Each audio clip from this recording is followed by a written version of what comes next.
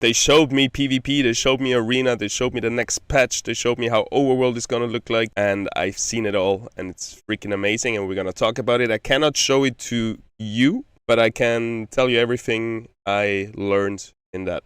So everything I've been shown, I'm not allowed to show, because it's kinda NDA, but I'm allowed to talk about it.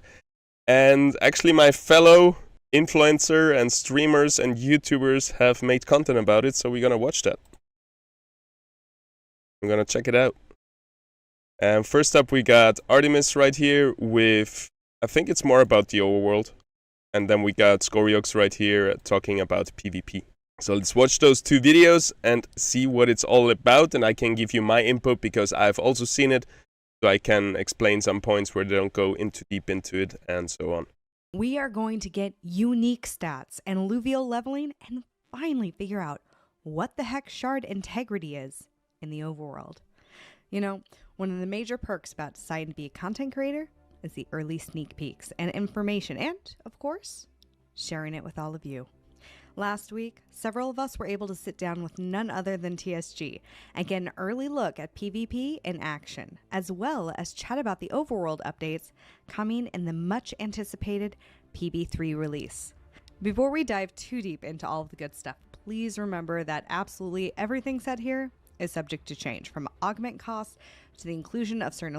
So yeah, that's the thing. We have seen how it is right now, the private beta 3, how the overworld looks like, how the PvP is gonna look like, but all of it is still work in progress. Most of it, a lot of it is still work in progress. Like the ideas have been finalized, but a lot of the UI has still needs to be updated, and a lot of other stuff could change until it's released. But it's pretty much there. We just don't have the confirmation that everything is going to be 100% like it is. Let's say 90%, let's say 80%, but we cannot confirm that this is 100% how it's going to be. Alluvials and, well, anything. Now, while a lot of you have been dying for PvP for ages, I'm more of an overworld gal. If you couldn't care less, I don't blame you. My PvP update video is coming in a day or so, so make sure to hit that subscribe button so you don't miss out. The first item on the agenda is one that might not be new to everyone, but it's time to say goodbye to Arland. Going forward, players will no longer be able to play her as a character, and instead, we will have the choice between either a generic male or female ranger. While it is true that we will get to experience customization... That's pretty cool, because we have kind of had a sneak peek as the beta testers to play Arland, and that's not going to be a thing in the game at all. Arland is like a leader of the group we're in. She gives us maybe a quest to do this or that, or she's gonna stand in the hub. She's like a NPC, a very important NPC in the game, but it's not our character that we play. We're playing these generic characters, which is nice, and there's a lot of customization to the avatar, which is really cool. That unfortunately is not a feature that we expect to see. Wow, I've seen some weird hairstyles right here. One update that is coming to Sanctimessa that I am sure all of us can appreciate is that the overall UI and locker storage is getting a massive upgrade. Nice. I'm sure I'm not the only one who had pain points with how we had to navigate that UI just to place alluvials into our inventory before traveling.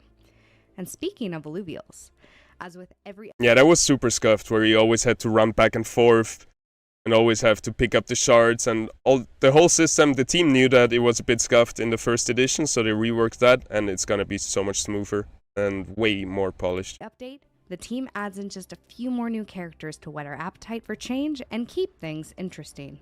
This time around, we're going to see the introduction of the second and third stage of the look how clean!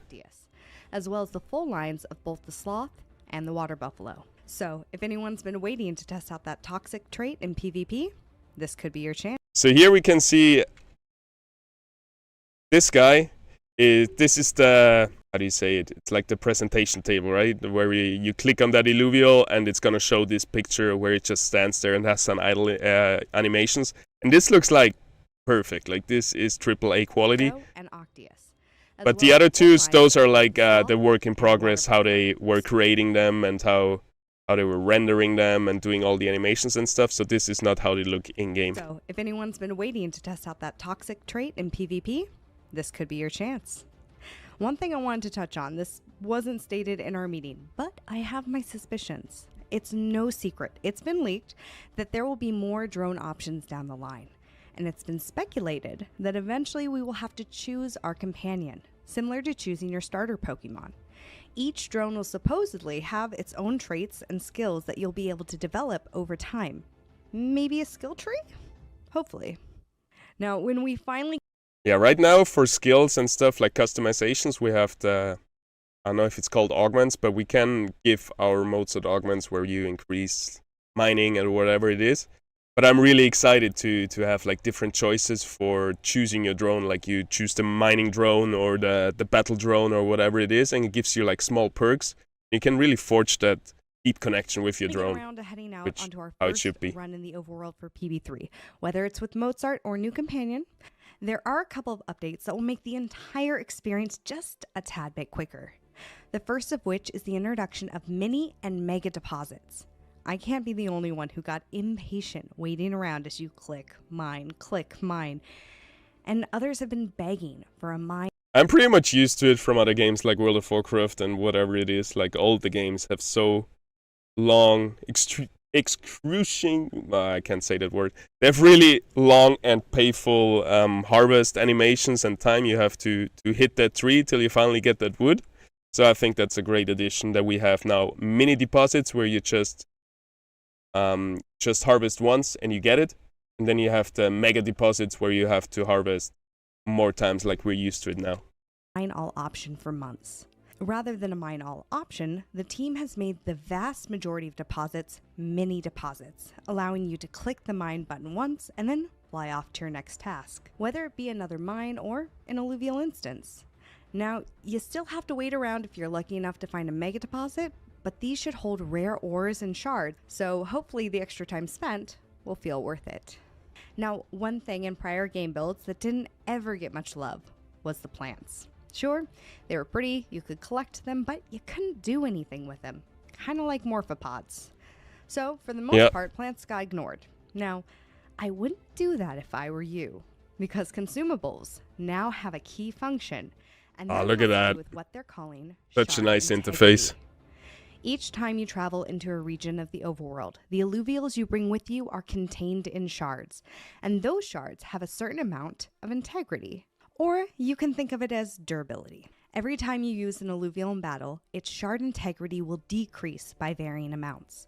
A little bit if you win the battle, and a lot if you lose.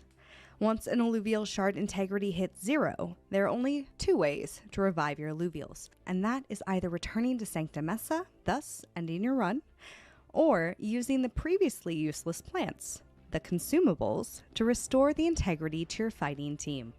So this is basically, it leans kind of the system that Pokemon has. So you run in Pokemon with your 6 Pokemon, you battle, and they lose health and health.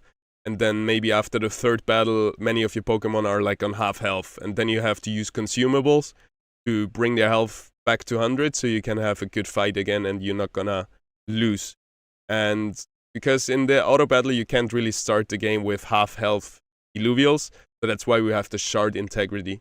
So for winning and losing and using the Illuvials in the overworld in the battles, they lose integrity, and at one point they would die and you cannot use them in this run anymore until you restart the run, and that's what the consumables are for. So you can re-implant, really not good in bad words today, re-implenish. You can refill the shard integrity of your Illuvials and keep fighting with them. And yeah, that's a cool strategy element to the overworld. Another thing I like about this is that it really offers more strategic options for those of us who live our lives in the overworld. Are you going to upgrade your drone so it can hold more alluvials on your team, or depend more on the consumables and just keep restoring them? Personally, while I doubt that I'll ever carry more than 6 alluvials into the overworld, I will certainly be carrying more than I have, and that's because we are finally getting the 2 things that I have been waiting oh so eagerly for. Unique stats and leveling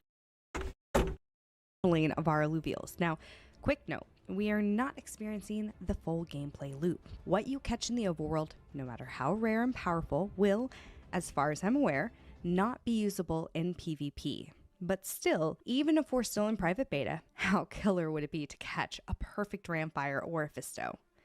Each alluvial is going to have base stats, and upon encounter, there's a chance that each base stat can be increased. So one random roll could influence, say, attack power, which would increase both attack damage and attack speed, while another role might influence crit power, which includes crit chance and crit amp. Really what it boils down to is that while it's possible to find a Ramfire with max stats, I'm skeptical it's something we'll see in private beta, and honestly, just your road to Ramfire is going to be a bit more time consuming because I can't recall a single player yet encountering a Ramfire in an overworld run. And now, in order to fuse your Illuvials to the next stage, not only will you need 3 of them, but they will all have to meet a leveling threshold. And the only way to increase its level is experience from overworld battles. Unfortunately, maybe that's still subject to change. Maybe you can also level up your Illuvials by playing in the arena, because I feel like we don't want to force people to play one certain Illuvium game. You want to be able to, if you're just an arena player, you should still be able to experience arena without feeling like you have to play Overworld. Obviously, it's going to be better for your experience if you play the games because they're interoperable. But yeah, I feel like this could change and you could level up the Illuvials in the arena. And also the stats, it's kind of like Pokemon again. It's like the IVs, the hidden stats that the Illuvials have, which is really important for the rarity. But for playing the arena, it's not that important, at least not for, how's it called, the Ascendant mode, where all the stats are